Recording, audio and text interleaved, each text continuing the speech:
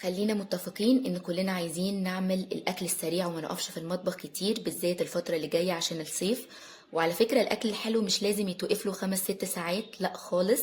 زي الاكلة دي بالظبط، هنعمل مكرونة بالوايت صوص بطريقتي في ربع ساعة بس تجنن. وكمان هوريكم ازاي نعمل الوايت صوص او البشاميل بدون ولا نقطة دهون لو حابين، عشان نحول الاكلات الدسمة بطبيعتها لاخف على قد ما نقدر، عشان ناكل منها بدون تأنيب ضمير. فيلا اقول لكم انا عملتها ازاي، بس الاول نصلي على النبي عليه افضل الصلاة والسلام، وكمان ما تنسوش تعملوا لايك. اول حاجة انا هسلق المكرونة. ده تقريبا 400 او 450 جرام من المكرونة، وانا بسلقها 60-70% بس عشان لسه هنرجعها في الوايت صوص. فحلة بقى على النار، حطيت 3 معالق كبار من الزيت. ودي صدور فراخ متقطعة، الكمية طبعا اللي انتوا تحبوها، متقطعة مكعبات كده. هنبتدي نحط التوابل فلفل اسود، طبعا التوابل الكمية على قد الفراخ. حطيت فلفل اسود وكمون وتوم باودر وبصل باودر و7 بهارات او بهارات فراخ زي ما تحبوا، وحطيت ملح. دي كل التوابل اللي احنا حطيناها على الفراخ. هنقلبها بقى وهي هتاخد تقريبا 5 دقايق عشان تستوي على نار عالية شوية. هنسيبها كل دقيقة كده، هنقلب تقليبة، يعني مش نقلب تقليب مستمر عشان ما تنزلش المية اللي جواها. زي ما قلت لكم هتاخد 5 6 دقايق هتبقى استوت تماما. بعد ما تستوي بقى خالص هنحط عليها فلفل الوان. وبعدين الفلفل الالوان هنقلبه تقليبه، مش هنسيبه على النار خالص كتير، يعني هنقلبه تقليبه كده.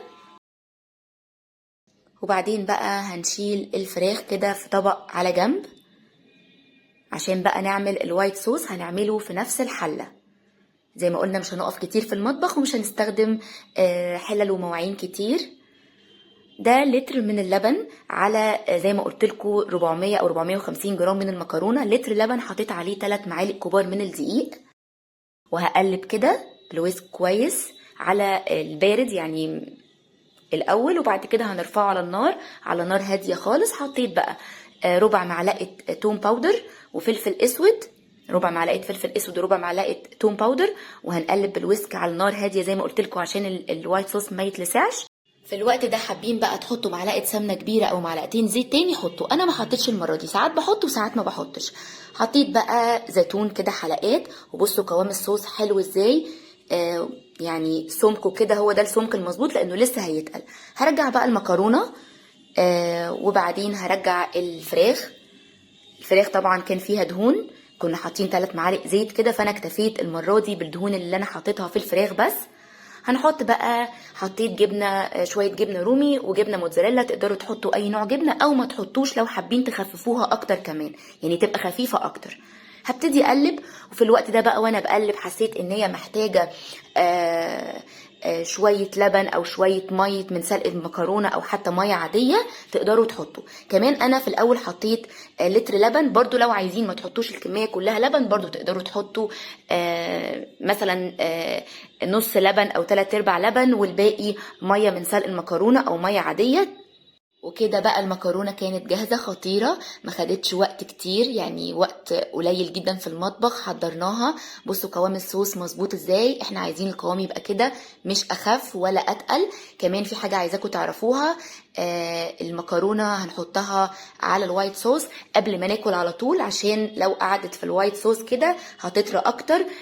انا بعملها بعد ما تستوي خالص كده، ان هي تبقى مستوية 90% بس. المكرونة بحب المكرونة تبقى ماسكة نفسها مش طرية كده، بحس ان هي يعني بتبقى زي عجينة، فخلوها ماسكة نفسها كده هتبقى احلى. وكمان نقدر نسكيب الخطوة بتاعة الفراخ، يعني نقدر نعملها بزيتون وفلفل بدون فراخ. هنبدأ من الخطوة بتاعة الوايت صوص كده في الحلة ونحط عليه الدقيق، هنبدأ من الخطوة دي. وخطوة الفراخ لو مش حابين ممكن ما تعملوهاش بفراخ، انا كتير بعملها كده زيتون فلفل، بتبقى حلوة جدا. بس طبعا في الحالة دي هنحط على البشاميل بعد ما خلاص يتقل كده معلقتين زيت او معلقة سمنة. وبجد مش هقدر اقول لكم غير ان هي خطيره، ولازم تجربوها بطريقتي، ان شاء الله هتعجبكم جدا، وبالهنا والشفا مقدما على اللي هيجربها. هتوحشوني قوي، بحبكم قوي، باي باي.